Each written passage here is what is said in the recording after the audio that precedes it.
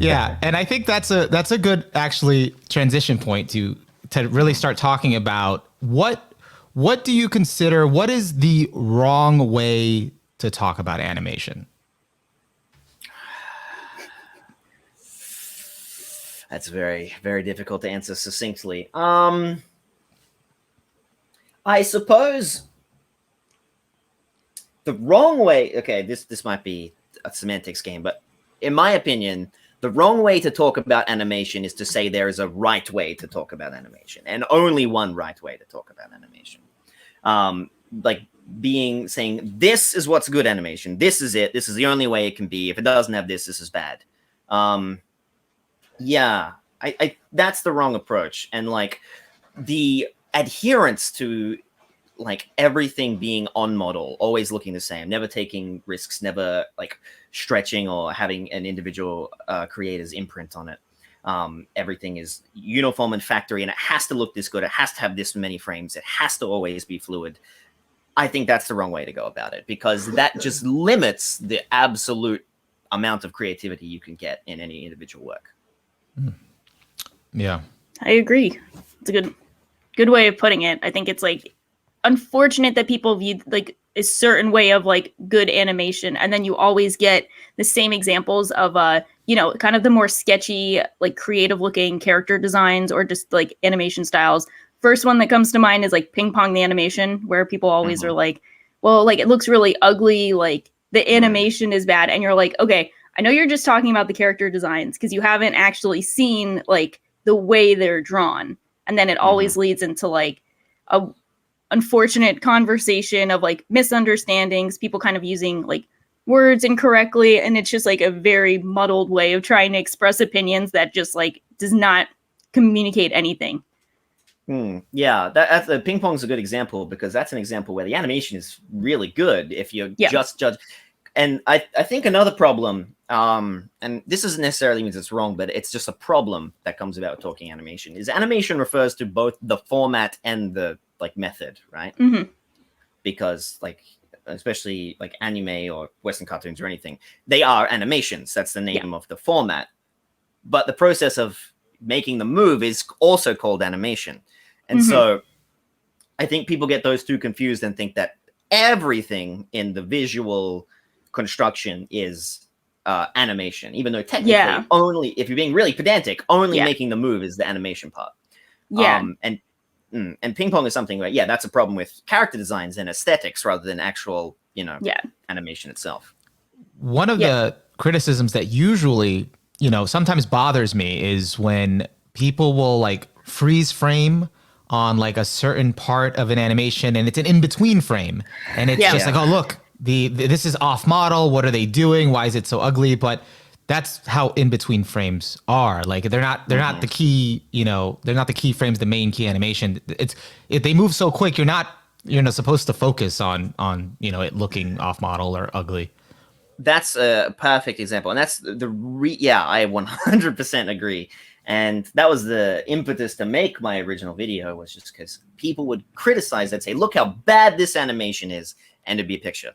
Yeah, that's where you're like, I know you can't like exactly post the whole screen, the whole scene sometimes, but if you can't like at least try like maybe a GIF, maybe like multiple pictures, maybe like something. Don't be like screenshot bad at moving. It's like, no, it's not moving. You failed at it. Yeah, exactly. Your one single task to convey your opinion, and you failed. Well, it's like, could you imagine, right? If people were criticizing film and they said, look how bad the cinematography is, and they post a frame in the middle of a rapid moving camera shot and everything's blurred due to motion blur. Yeah. Like, it'd be completely like just laughed out of the, I was gonna say laughed out of the town, but that makes no sense at all. But there'd be a laughing stock. But people get away with it in animation all the time. All the time they post it. No, sorry. Go ahead, guys. Do you think there's a certain level of like because it's a cartoon that people just kind of feel like they don't have to really take it as seriously, or can kind of like undermine the the kind of craft that goes into it? There is a bit of, I think there is a little bit of that. But I also think there is even people who do take it seriously, right? People who like think, oh, this is art, this is medium, and that kind of thing. I think because people know how cameras work, because everyone has a smartphone, everyone's used the webcam, everyone's used a camcorder before. People know how cameras work, and so things like lighting, exposure, motion blur, maybe they don't know them well, but they know when they see it, they know something's wrong. Yeah. But people don't have that same internalized exposure to animation, and when they hear about how animation is made, they know, well, someone has to make this, someone has to draw it, and so an in-between frame, let's say with motion blur is just a technically a flaw within the camera, right? The original process of camera that stuck because it became codified and it became normalized to people. Like, it now looks weird if you don't have motion blur, even a little bit. But because that was a flaw within the actual technology itself, people think, oh, animation, you have to create every single frame. So the reason this frame is weird is because it was a mistake and they went skipped, rather than its fundamental necessity. Yeah, that's a great point. Yeah, and I think making the comparison to film is such a great way to put things in perspective. Whether people are receptive to it or not, it's because film is so intertwined, the techniques and a lot of the things it's so intertwined with animation that it's nice that you can compare both and give that perspective. The one thing I was going to bring up was in regards to things like people not having that I guess sensibility with animation to kind of realize when something's wrong.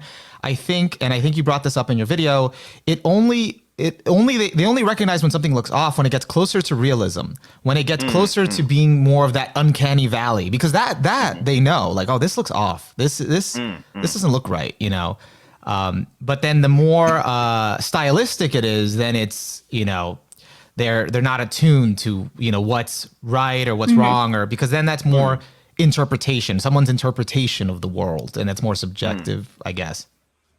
Yeah, that's a great point, because for example, I think people are more lenient even with people who will pause on in-betweens and show it off. People are far more lenient on, say, comedy anime, right? Because they think, oh, it's exaggeration, it's zany. They're supposed to exaggerate the powers. They're supposed to exaggerate their, I don't know why I said powers, the scene, the poses, the facial expressions, everything. Yeah. But especially if it's like an action or something that's more action oriented or more serious or more drama, they are far less lenient, because they think, no, this should be serious, so it should always look completely on point. Yeah. I actually have a theory about that, because I was going to ask, how do you think this mindset came about? But I think now my 2 cents on it is that I think the people that were outside of Japanese culture from the Western, hemisphere, people that overseas fans got into anime, were drawn to it because it was totally different from the cartoons they were, growing up, which was the wacky kind of hyper, exaggerated poses that were meant for kids, like the Bugs Bunny, the Daffy Duck, and the Looney Tunes, all of that. And then anime,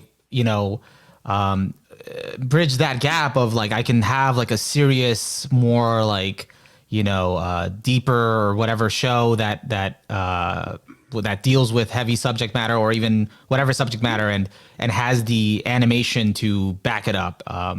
And so they already came in with that mindset. This is what anime is to me. That's why I'm drawn to it.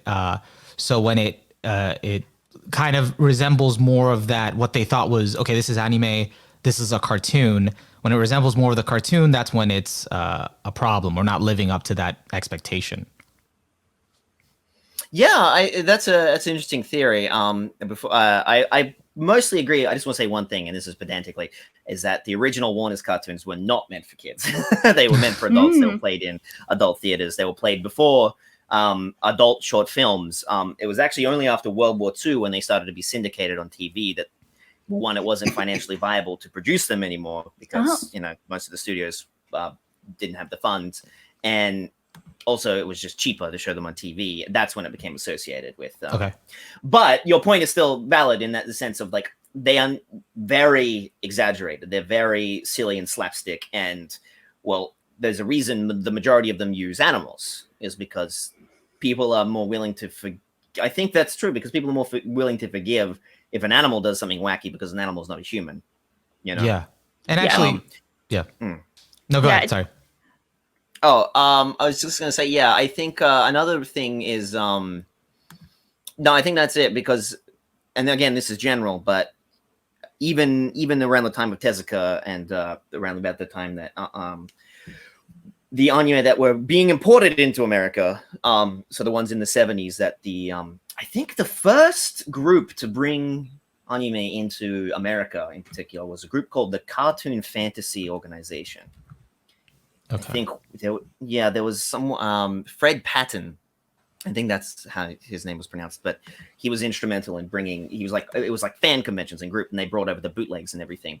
And around that time, they were bootlegging like the mecha shows of the time, or shows like Lupin, and and the majority of those feature human characters versus what the majority of Western animation canon was, which was funny animals. And even if they did have, so even something like say Yogi Bear or the Flintstones, right?